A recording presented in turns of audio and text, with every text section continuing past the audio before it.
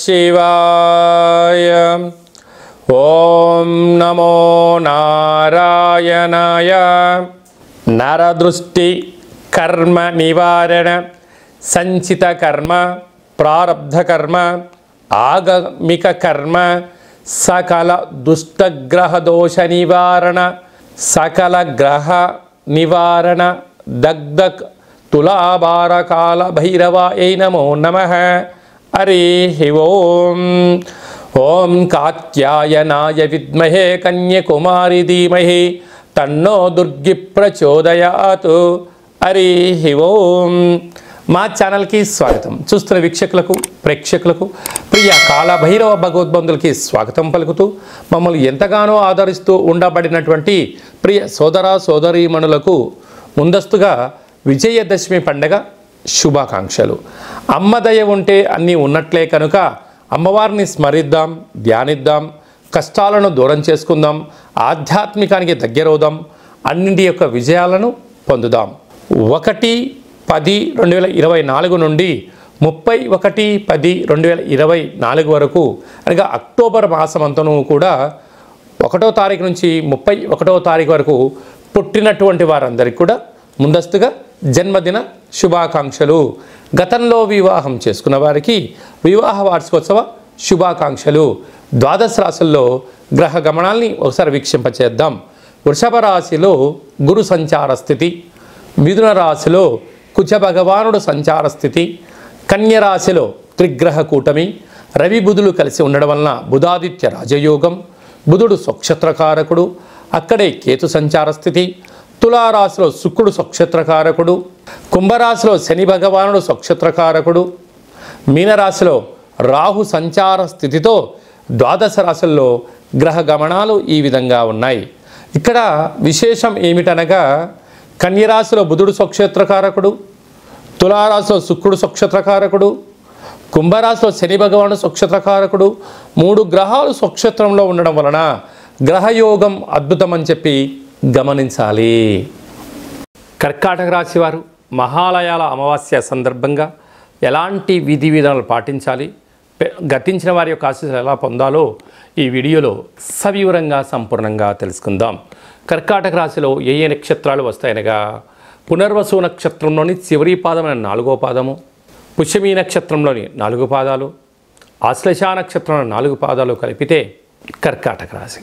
చాలామందికి పుట్టినటువంటి కాల సమయంలో డేటా బర్తులు లేనటువంటి కారణం వలన పేరు యొక్క మొదటి అక్షరాన్ని అనుసరిస్తూ ఆ రాశిని తెలుసుకునే ప్రయత్నం చేద్దాం. హీ, హూ, హే, హో, డా, డి, డు, డే, డో అక్షరాల వారందరూ కూడా కర్కాటక రాశి జాతకులే.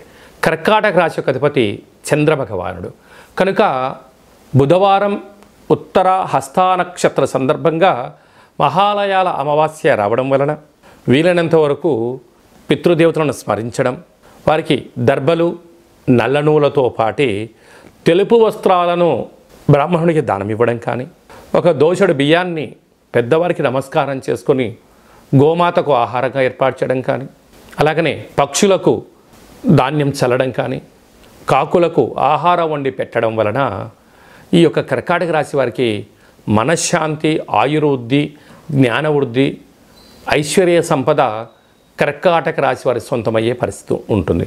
కారణం ఏమనగా, ఒకవైపు అష్టమ స్థాన శని యొక్క ప్రభావం చేత విపరీతమైన బాధపడుతున్న సందర్భాలలో ఈ పితృదేవతలకు ఏ జీవుడు ఏదో రూపంలో తినడం వలన, వీరి కర్మను దానం చేయడం వలన ఐశ్వర్యం, ఆరోగ్యం, ఆనందం, భోగభాగ్యం కర్కాటక రాశి వారికి రావడం ప్రారంభిస్తుందని చెప్పి గమనించాలి.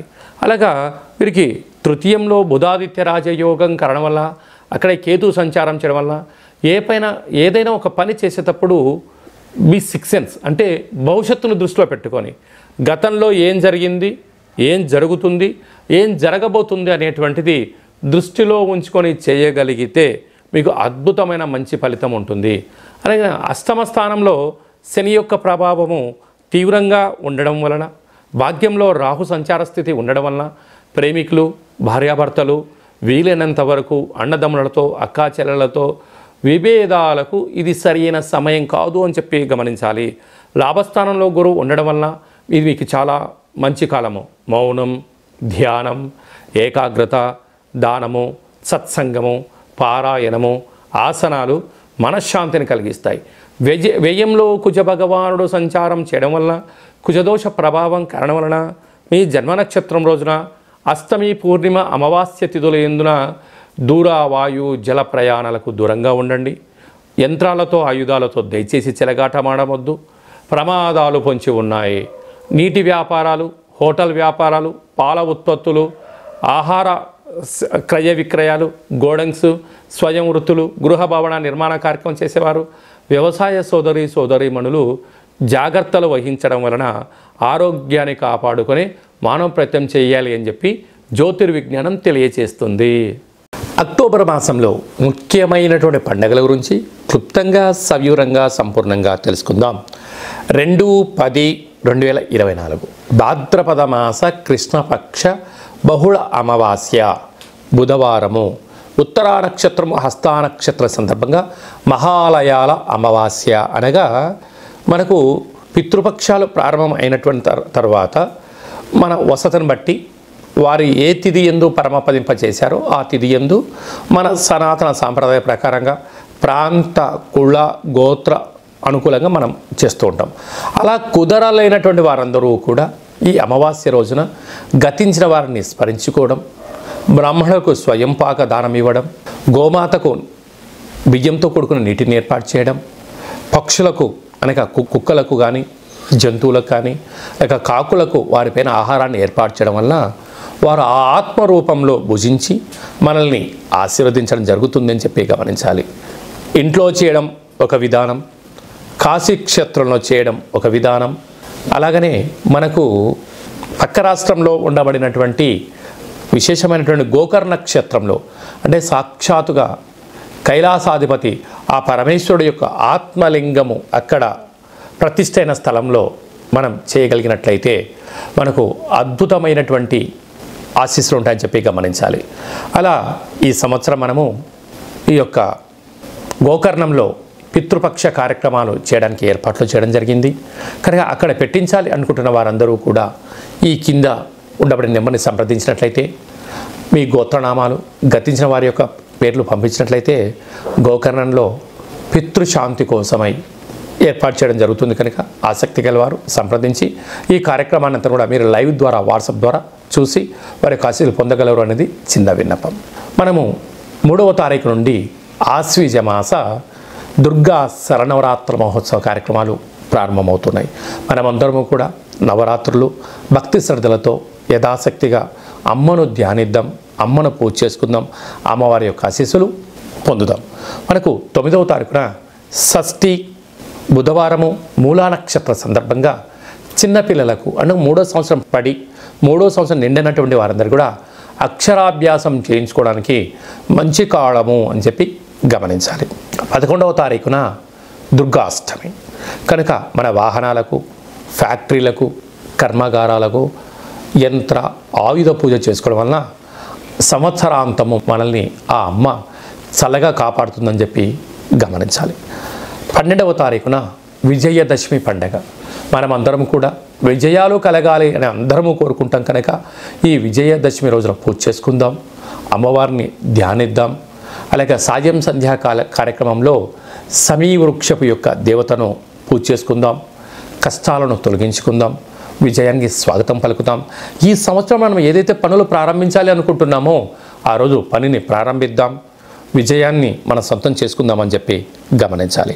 అలాగే మనకు 17వ తారీఖున ఆశ్వీజ మాస పూర్ణిమ, అలాగే 24వ తారీఖున బహుళాష్టమి గురువారం పూట మనం కాళభైరవ హోమ కార్యక్రమాన్ని చేసుకోవడం వలన కష్టాలన్నీ తొలగిపోయి ఐశ్వర్యానికి స్వాగతం అని చెప్పి గమనించాలి.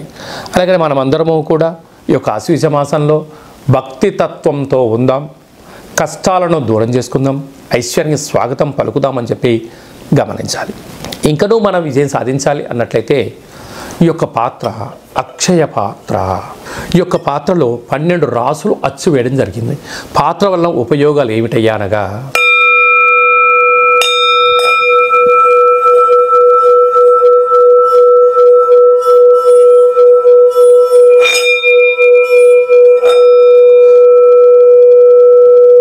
ఈ శబ్ద తరంగాలు సృష్టించడం వలన ఇంట్లో ఉండబడినటువంటి నరదృష్టి, వాస్తుదోషము, తంత్ర ప్రభావాలు, తాంత్రిక ప్రభావాలు తొలగిపోయి ఇంట్లో ఉండబడిన జ్యేష్ఠాదేవి బయటికి వెళ్ళిపోవడం, గ్రామంలో సంచరించేటువంటి లక్ష్మీదేవి గళ్ళు గళ్ళుమంటూ ఇంట్లోకి రావడం, లక్ష్మీదేవి ఆశీస్సులు ఉంటే స్థిరాస్తి, చరాస్తి, ధనము, ఐశ్వర్యము, ఆనందము మన సొంతమవుతాం గమనించాలి.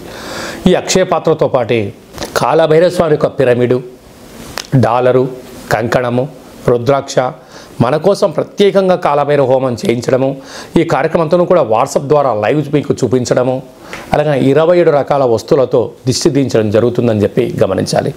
ఆసక్తి గలవారు ఈ కిందను సంప్రదించి అక్షయ పాత్రను సొంతం చేసుకోగలరు.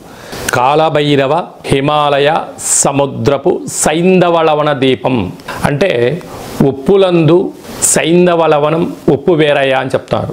మనము ఏదైనా ఉప్పు లేకపోతే రుచులు రావు కూరలు, అందుకే అప్పు చేసైనా ఉప్పు కొనమంటారు. కానీ అది ఎలాంటి ఉప్పు కొనాలి? సైంధవలవనం అంటే హిమాలయాల ప్రాంతాలలో మినిమం ఒక 100 నుంచి 125 సంవత్సరాలు పడుతుంది ఈ యొక్క ఉప్పు తయారవ్వడానికి. ఆయుర్వేదంలో ఈ ఉప్పు రారాజు అంటే ఈ యొక్క ఉప్పును ఏర్పాటు చేసుకోవడం వలన మనం ఇంట్లో ఏదైనా కూరలు కానీ కూరగాయలు కానీ ఆహార ఉత్పత్తులు తయారు చేసేటప్పుడు ఈ యొక్క సైంధవలవనాన్ని వేసుకోవడం వలన సంపూర్ణమైనటువంటి ఆయురారోగ్యాలు ప్రసాదిస్తాయి అని చెప్పి మనకు వేదాలు, ఆయుర్వేదము, చరక సంహిత లాంటి మనకు పుస్తకాలు తెలియజేస్తున్నాయి. ఇక్కడ ఈ మనకు కనిపిస్తున్నటువంటి ఈ ఒక్క ఉప్పు దీపాన్ని ఇంట్లో పెట్టుకోవడం వలన ఎలాంటి ఉపయోగాలు సవివరంగా సంపూర్ణంగా తెలుసుకుందాం. చుట్టూ ఒక్క 30 మీటర్లు అంటే ఎత్తులోకి భూమిలోకి left right east west north south అంటే 8 వైపులా ఈశాన్య, తూర్పు, ఆగ్నేయ, దక్షిణ, నైరుతి, పశ్చిమ, వాయువ్య, ఉత్తర దిగ్భాగము పైకి కిందికి చుట్టూ ఒక 30 మీటర్ల వరకు ఈ యొక్క పొగ ద్వారా ఈ ఉప్పు కరిగిపోతూ మనకు ప్రశాంతమైన వాతావరణాన్ని కలిగిస్తుంటుంది. అంటే ఇంట్లోకి రాగానే అంటే బయట ఎన్నో పనుల చేత ఎన్నో రకాలుగా ఇంట్లోకి రాగానే ఈ యొక్క ఉప్పు దీపం యొక్క గాలిని సోకడం వలన ముందు మనకు మనశ్శాంతి కలుగుతుంది. అలాగే వ్యక్తిగత జాతకం తెలుసుకోవాలనుకుంటున్నారా?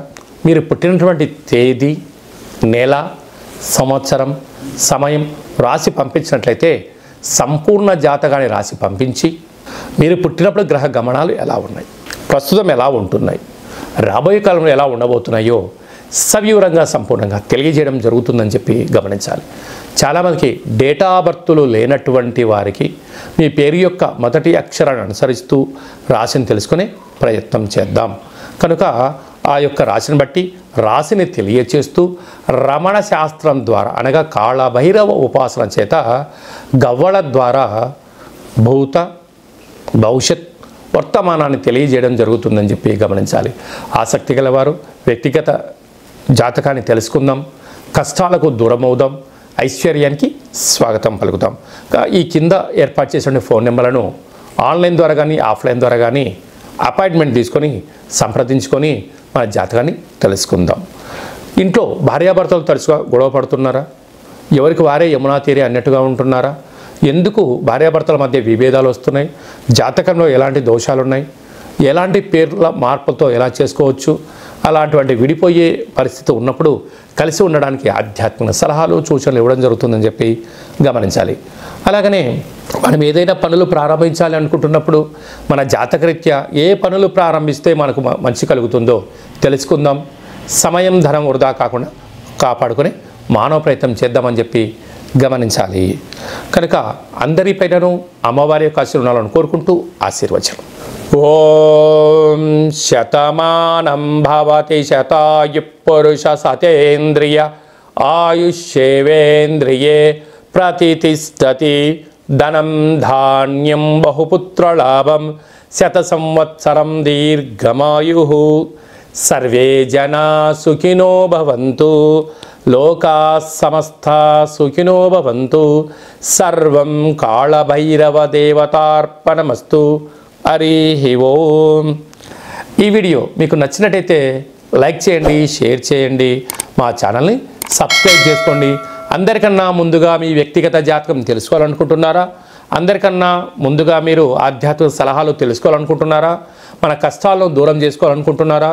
ఐశ్వర్యాన్ని స్వాగతం పలకాలి అనుకుంటున్నట్టయితే పైన గంట సింబల్ ప్రెస్ చేసి ఆల్ అనే బటన్ కూడా ప్రెస్ చేయగలిగినట్లయితే అందరికన్నా ముందుగా మీ యొక్క వ్యక్తిగత జ్ఞానం తెలుసుకుంటారు అని చెప్పి గమనించాలి. ఈ భక్తి సమాచారాన్ని భగవద్బంధులకు, మిత్రులకు, స్నేహితులకు చేరవేయండి. మీ క్షేమాన్ని ఎవరైతే కోరుకుంటున్నారో, లేదంటే మీ క్షేమాన్ని ఎవరైతే కోరుకుంటున్నారో వారికి కూడా ఈ వీడియోను ఫార్వర్డ్ చేసి హిందూ ధర్మాన్ని కాపాడండి.